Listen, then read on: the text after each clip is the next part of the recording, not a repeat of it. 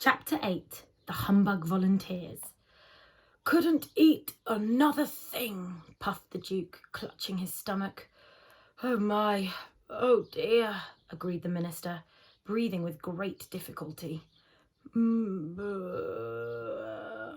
the Earl, desperately trying to swallow another mouthful. "Thoroughly stuffed," sighed the Count, loosening his belt. "Fill up," grunted the Under-Secretary, reaching for the last cake. As everyone finished, the only sounds to be heard were the creaking of chairs, the pushing of plates, the licking of spoons, and, of course, a few words from the humbug. "A delightful repast, delicately prepared and elegantly served," he announced, to no one in particular. "A feast of rare bouquet. My compliments to the chef. By all means, my compliments to the chef." Then, with a most distressed look on his face, he turned to Milo and gasped, "Would you kindly fetch me a glass of water? I seem to have a touch of indigestion." "Perhaps you've eaten too much too quickly," Milo remarked sympathetically. "Too much too quickly. Too much too quickly," wheezed the uncomfortable bug between gulps. To be sure, too much too quickly. I most certainly should have eaten too little too slowly, or too much too slowly, or too little too quickly, or taken all day to eat nothing, or eaten everything in no time at all, or occasionally eaten something any time, or perhaps I should have—" He toppled back, exhausted, into his chair, and continued to mumble. "Attention! Let me have your attention," insisted the king, leaping to his feet and pounding the table. The command was entirely unnecessary, for the moment he began to speak, everyone but Milo, Tock, and the distraught bug rushed from the hall, downstairs, and out of the palace.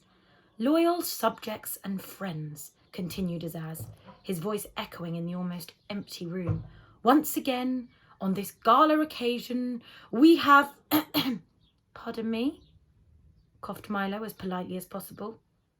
"But everyone has gone." "I was hoping no one would notice," said the king sadly. "It happens every time." "They've all gone to dinner," announced the humbug weakly. "And just as soon as I catch my breath, I shall join them." "That's ridiculous. How can they eat dinner right after a banquet?" said Milo. "Scandalous," shouted the king. "We'll put a stop to it at once. From now on, by royal command, everyone must eat dinner before the banquet." "But that's just as bad," protested Milo.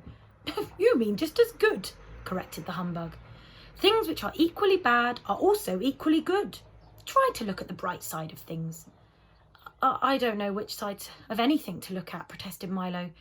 "Everything is so confusing, and all your words only make things worse."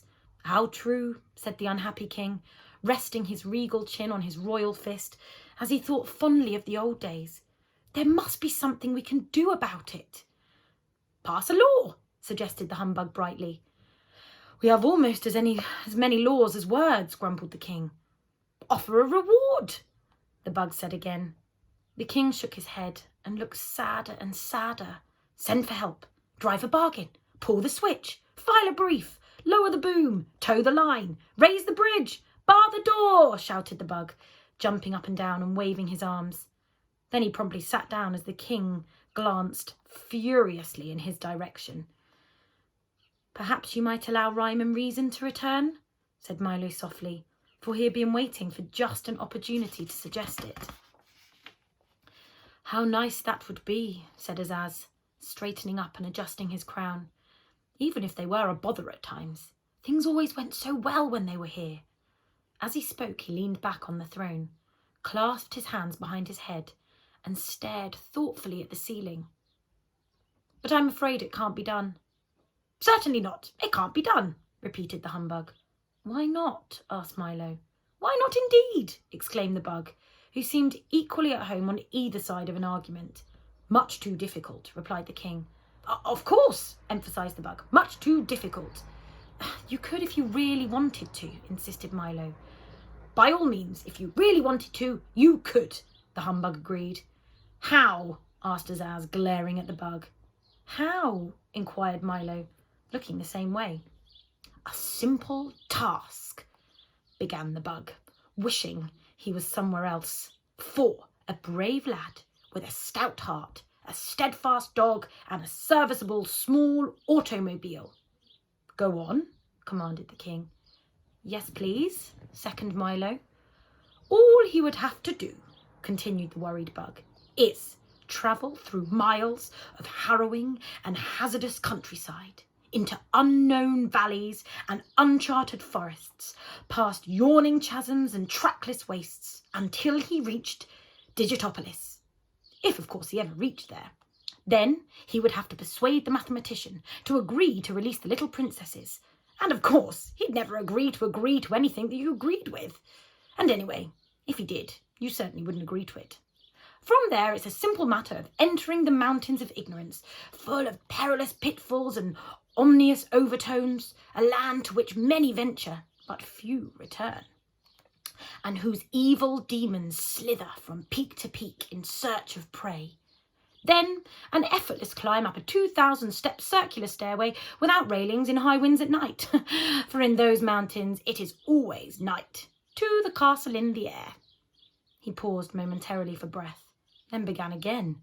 "After a pleasant chat with the princesses, all that remains is a leisurely ride back through those chaotic crags whose frightening fiends have sworn to tear any intruder limb from limb and devour him down to his belt buckle. And finally, after the long ride back, a triumphant parade, if of course there is anything left to parade, followed by hot chocolate and cake for everyone." The humbug bowed low and sat down once again, very pleased with himself. "I never realised it would be so simple," said the king, stroking his beard and smiling broadly. "Quite simple indeed," concurred the bug. "It sounds dangerous to me," said Milo. Most dangerous, mumbled the humbug, still trying to be in agreement with everyone. "Who will make the journey?" asked Tock, who had been listening very carefully to the humbug's descriptions. "Very good question," replied the king. "But there is one far more serious problem." "Oh, what is it?" asked Milo. He was rather unhappy at the turn of conversation. "I'm afraid I can tell you only when you return," cried the king, clapping his hands 3 times. As he did so, the waiters rushed back into the room and quickly cleared away the dishes, the silver, the tablecloth, the table, the chairs, the banquet hall, and the palace, leaving them all suddenly standing in the marketplace. "Of course you realise that I would like to make the trip myself," continued Azaz, striding across the square as if nothing had happened. "But since it was your idea, you shall have all the honour and fame." But you see," began Milo. "Dictionopolis will always be grateful, my boy," interrupted the king, throwing one arm around Milo and patting Tock with the other. "You will face many dangers on your journey, but fear not, for I have brought you this for your protection." He drew from inside his cape a small, heavy box, about the size of a schoolbook, and handed it to Milo. "In this box are all the words I know," he said. "Most of them you will never need. Some you will use constantly, but with them you may ask all the questions which have never been answered, and answer all the questions which have never been asked. All the great books of the past and all the ones yet to come are made with these words. With them there is no obstacle you cannot overcome. All you must learn to do is use them well and in the right places." Milo accepted the gift with thanks, and the little group walked to the car, still parked at the edge of the square. "You will of course need a guide," said the king, "and since he knows the obstacles so well, the humbug has cheerfully volunteered to accompany you." Now see here," cried the startled bug, for that was the last thing in the world he wanted to do. "You will find him dependable, brave, resourceful, and loyal," continued Azaz, and the humbug was so overcome by the flattery that he quite forgot to object again. "I'm sure he'll be a great help," cried Milo as they drove across the square. "I hope so," thought Tock to himself, for he was far less sure. Good luck, do be careful," shouted the king, and down the road they went. Milo and Tock wondered what strange adventures lay ahead. The humbug speculated on how he'd become involved in such a hazardous undertaking, and the crowd waved and cheered wildly, for while they didn't care at all about anyone arriving, they were always pleased to see someone go.